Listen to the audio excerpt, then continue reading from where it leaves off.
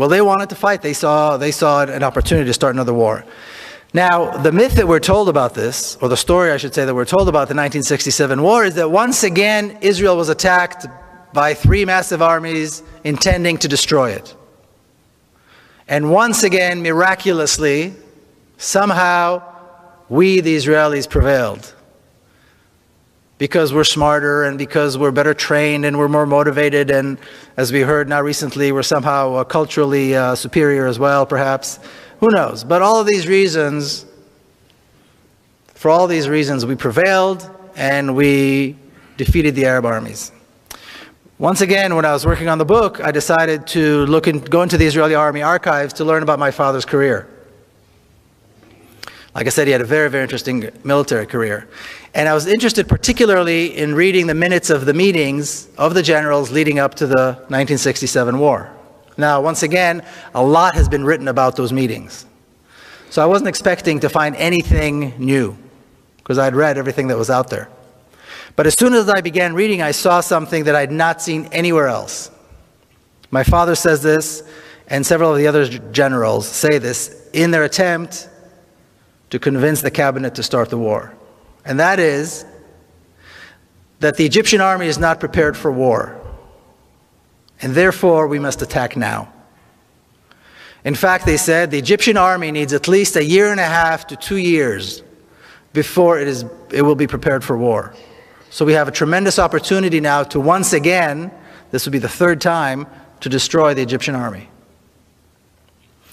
And the fact that the Egyptian army brought their troops into Sinai and closer to us, closer to Israel, only makes it easier for us to destroy them.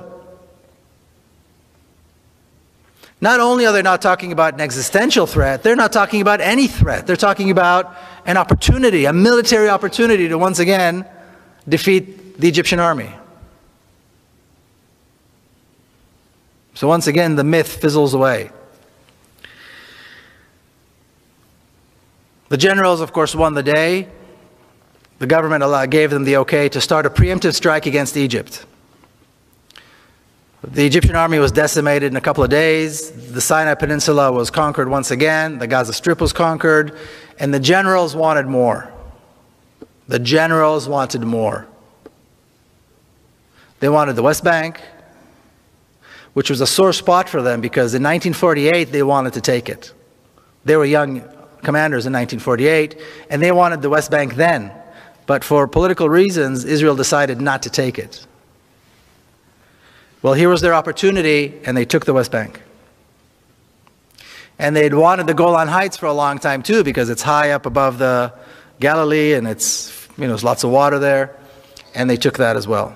And there was a lot of ambition too. The generals, the northern commander wanted the Golan Heights, the central commander wanted, they all wanted the laurels of victory. They had no doubt that they were going to be victorious. In 6 days, the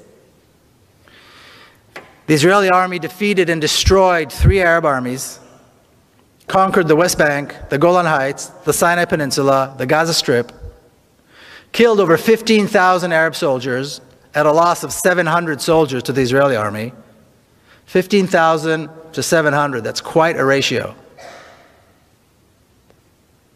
And all this was done in 6 days as Arab armies were attacking them. Also attacked the USS Liberty and killed 31 True. 171 Americans. True. That's another one of those stories that nobody talks about, the USS Liberty, that's right. So again, the myth fizzles away once you actually take a look at the facts. Now, my father did something very interesting. After the war was over, at the very first meeting of the generals, the very first weekly meeting, he stood up and he said, now we have an opportunity to solve the Palestinian question. We can now offer the Palestinians a state in the West Bank and Gaza. If we do this, this will be the first Arab state with which Israel will have a peace agreement. It'll be a bridge for peace agreements with the other Arab countries, since Palestine, of course, was always a central issue. And we can go on living, being the democratic Jewish state that we want it to be. And as he was saying this, a massive settlement project and an ethnic cleansing project began in the West Bank.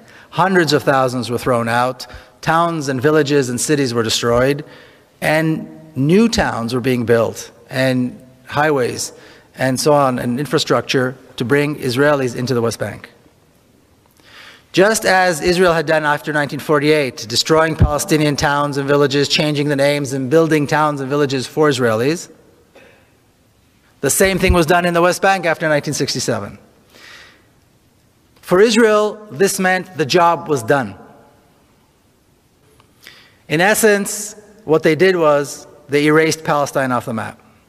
I always like to show this picture. This is the victory lap. These are all the generals standing after the war, young, victorious. And in the center is Zalman Shazar, who is the president of the state of Israel. Israel has a president as kind of a symbolic figure, somebody who used to be something important in his lifetime. And you see the old generation and the new generation. And this new generation of generals is often referred to as the silver tray upon which the land of Israel was given to the Jewish people. Because from that point on, the entire land of Israel was under Jewish control for the first time after 2,000 years and only 25 years after the Holocaust. Historically, from a Zionist perspective, this is unbelievable, unprecedented. But in fact, this is what they did. Palestine was erased completely from the map, and Israel was in completely over the entire map. This was the objective, this was the name of the game. Erasing Palestine, getting rid of the people, and de-Arabizing the country. De-Arabizing the country is what was left to do. That's why when people talk about the possibility of Israel somehow giving up the West Bank for a Palestinian state, if it wasn't so sad, it would be funny. It shows a complete misunderstanding of the objective of Zionism and the Jewish state, and the Zionist state. Because conquering the land was the first objective, getting rid of the people, and then de-Arabizing. And when I say de-Arabizing the country, this country has a 1,500-year-old history of Arab and Muslim rule. It was an Arab and a Muslim country more than it was anything else in history. So that has to be destroyed. Monuments have to be destroyed. Names have to be changed. The history has to be rewritten to connect once again King David to today's Israel. And completely disregard the fact that this is in fact an Arab country. That it is in fact in the center of the Arab world. And that in fact over half of the population are Arabs. Now, after my father retired from the military, he did something even more stunning. He dedicated the rest of his life to the creation of a Palestinian state and peace with the Palestinians in the West Bank and Gaza, and he advocated for equal rights for the Palestinians who are Israeli citizens. Two things which are yet to be achieved. Now, in the mid-1970s, the Palestinian leadership, the PLO, started contacting my father and others, or Avneri and others, people who were like that, in order to begin a dialogue. And that is really when the notion of the two-state solution was put together. These were Yasser Arafat's top people, his advisors and his ambassadors and so on. In this picture is my father with Dr. Issam Sartawi, who was the Palestinian ambassador, the PLO ambassador to Paris. He was later killed in 1983. And this dialogue went on between official representatives of the PLO, and on the Israeli side, these were renegades. These are people who used to hold, high office of one kind or another, and they were Zionist Israelis. But the Israeli government refused to take part in any of this. Only in 1993, did the Israeli government agree to finally begin negotiating with the Palestinians. What happened? What changed? Well, what changed was They accomplished their mission of making the conquest of the West Bank irreversible. By 1993, the Israeli government knew for certain that a Palestinian state could not be established in the West Bank. The settlements were there, billions were invested. The entire Jordan River Valley was settled with villages and kibbutzim and things like that. There were major cities already built in the West Bank. Entire East Jerusalem was taken over by Israel. There was no place anymore for a Palestinian state to be established. And that is when Israel said, okay, we will begin negotiations. So they allowed Arafat to come, misleading him into thinking that they were really intending to make peace, and basically trying to force him to sign an agreement that would complete his surrender.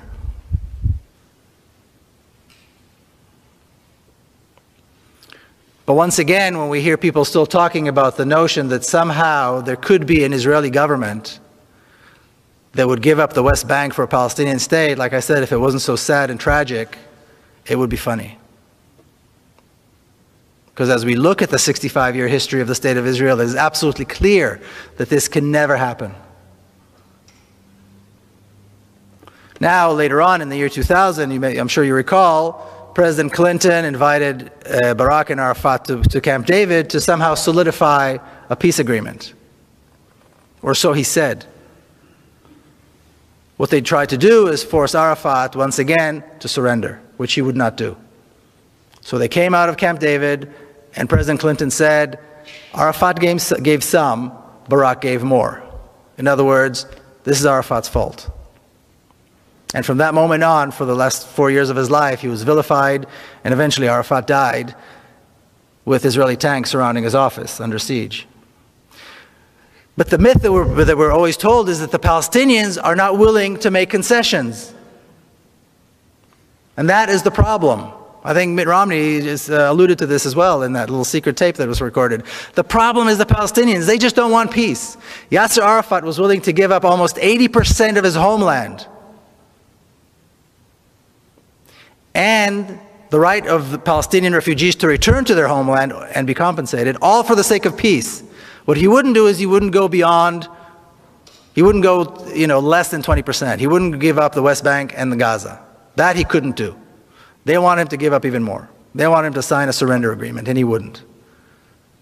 It's not the Palestinians that aren't willing to make concessions. It's Israel that's incapable of making concessions, because concessions on the land are impossible from a Zionist perspective. The whole name of the game is taking the land and making it ours. And this is exactly the process that took place. Please.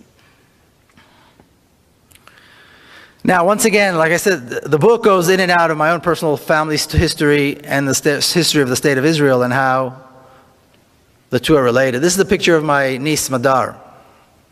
And on September the 4th, 1997, she was killed. 2 young Palestinians blew themselves up in Jerusalem, took their own lives, and the lives of several Israelis, including her. She was 13 years old. So when a 13-year-old little girl that you know and love gets killed like this, you don't really know what to do. You don't know what to think, you don't know what to feel, you don't know how you're going to get back to life after that.